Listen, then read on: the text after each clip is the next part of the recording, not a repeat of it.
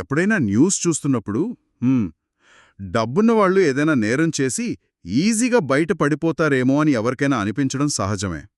ఈరోజు మనం చేయబోయే ఈ లోతైన విశ్లేషణలో 2026 నాటి ఒక సంచలన తీర్పును పరిశీలిద్దాం. అవును, ఖచ్చితంగా.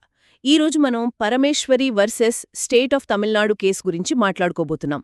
ఈ కేసు వింటే నిజంగానే అలాంటి అనుమానాలు నిజమేనేమో అనిపిస్తుంది. కరెక్ట్. ఎందుకంటే 2009లో జరిగిన ఒక దారుణమైన మర్డర్ అటెంప్ట్ కేసిది.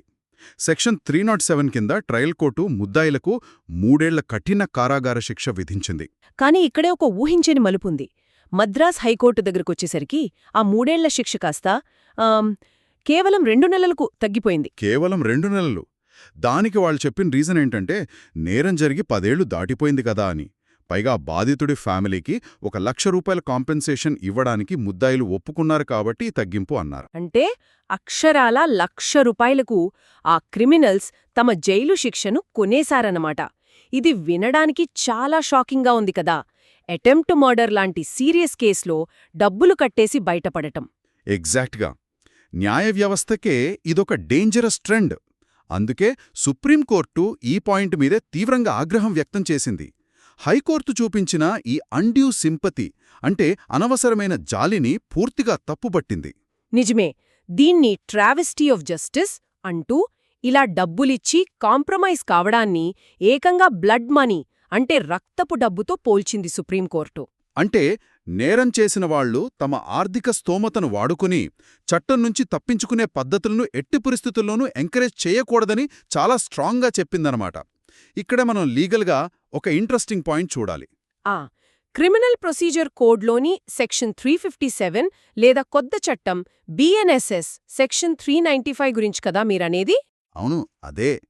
బాధితులకు నష్టపరిహారం ఇప్పించడం అనేది చాలా ముఖ్యమే.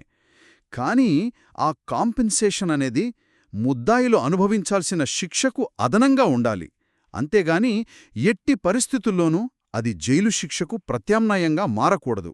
Correct point. నేను ఫైన్ కట్టేస్తున్నాను కదా, ఇక నన్ను జైలుకు పంపకండి అని డిమాండ్ చేసే హక్కు ఏ నేరస్తుడికి లేదు. ముద్దాయి 1,00,000 కాదు ₹1,00,000 సరే అతను చేసిన నేరం తీవ్రత తగ్గిపోదు కదా.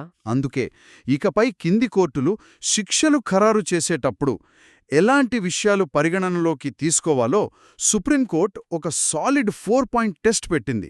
ఇది మన వ్యవస్థలో చాలా ఇంపార్టెంట్ గైడ్లైన్. ఆ 4 అంశాల్లో మొదటిది ప్రొపోర్షనాలిటీ కదా. అంటే దామాషా ఒక వ్యక్తి చేసిన నేరం ఎంత సివియర్గా ఉందో దానికి పడే శిక్ష కూడా అంతే కఠినంగా దానికి తగినట్లుగా ఉండాలి. అవును, ఈ బ్యాలెన్స్ ఎక్కడా మిస్ అవ్వకూడదు. ఇక సెకండ్ పాయింట్ వచ్చేసి బ్రూటాలిటీ ఆఫ్ ఫ్యాక్ట్స్. ఒక కేస్ ఫైల్ చూసి జస్ట్ కత్తిపొట్ల కేసు అని వదిలేయకూడదు. ఖచ్చితంగా. ఆ దాడి ఎంత క్రూరంగా జరిగింది, వెపన్స్ ఎలా వాడారు, బాధితుడి పరిస్థితేంటి అనే వాస్తవాలను జడ్జిలు తప్పకుండా చూడాలి. కేవలం సెక్షన్లే కాదు, వైలెన్స్ను కూడా లెక్కలోకి తీసుకోవాలి. అండ్ మూడో పాయింట్ పబ్లిక్ ట్రస్ట్. ఇలాంటి క్రూరమైన కేసుల్లో ఫైన్ కట్టించుకునే వదిలేస్తే సమాజానికి చట్టం మీద నమ్మకం పోతుంది. నిజమే. డబ్బున్న ప్రతివాడు నేరం చేసి మేనేజ్ చేసుకోవచ్చు అనే రాంగ్ మెసేజ్ వెళ్తుంది కదా. ఇక 4వ point aggravating and mitigating factors. అంటే ప్రతికూల సానుకూల పరిస్థితుల బేరీజు. ఈ పరిస్థితుల బేరీజు దగ్గరే ఈ కేసులో హైకోర్టు తప్పులు కాలేసింది గదా. నేరం జరిగి 10 ఏళ్లయిపోయింది గదా అని లాజిక్ వాడారు. కానీ సుప్రీంకోర్టు దాన్ని కొట్టిపారేసింది. మన దేశంలో కోర్టు కేసుల విచారణ లేట్ అవడం అనేది కామన్, ట్రయల్లో చాలా కాలం గడిచిపోయింది అని ఒకే ఒక్క కారణం చూపిస్తూ జైలు శిక్షను మాఫీ చేయడానికి వీల్లేదు. అంటే కోర్టులో డిలీ జరిగింది కదా అనేది జైలు శిక్షను తప్పించుకోవడానికి సరైన చట్టపరమైన రక్షణ కానే కాదు. ఈ జడ్జిమెంట్ ద్వారా సుప్రీంకోర్టు చాలా స్ట్రాంగ్ మెసేజ్ ఇచ్చింది. అవును, పబ్లిక్కి ఒక భరోసా. న్యాయం ఎప్పటికీ అమ్మకానికి కాదు, డబ్బుతో క్రిమినల్ లయబిలిటీని చెరిపేయలేరు అని క్లియర్గా చెప్పింది. అలాగే లీగల్ ప్రొఫెషనల్స్కి కూడా ఒక వార్నింగ్ ఇచ్చింది. కరెక్ట్. కేవలం సానుభూతి లేదా కేసు విచారణలో జాప్యం జరిగింది కదా అనే వాదనలు తీవ్రమైన నేరాల కేసులలో ఇకపై రక్షణగా పనిచేయవు. సాలిడ్ లీగల్ గ్రౌండ్స్ ఉంటేనే డిఫెన్స్ నిలబడుతుంది. ఎగ్జాక్ట్లీ. అందుకే ఈ కేసులో ముద్దాయిలు మిగిలిన కఠిన కారాగార శిక్షను అనుభవించడానికి కరెక్ట్గా 4 వారాల్లో పోలీసుల ముందు సరెండర్ అవ్వాలని సుప్రీంకోర్టు ఆర్డర్ వేసింది.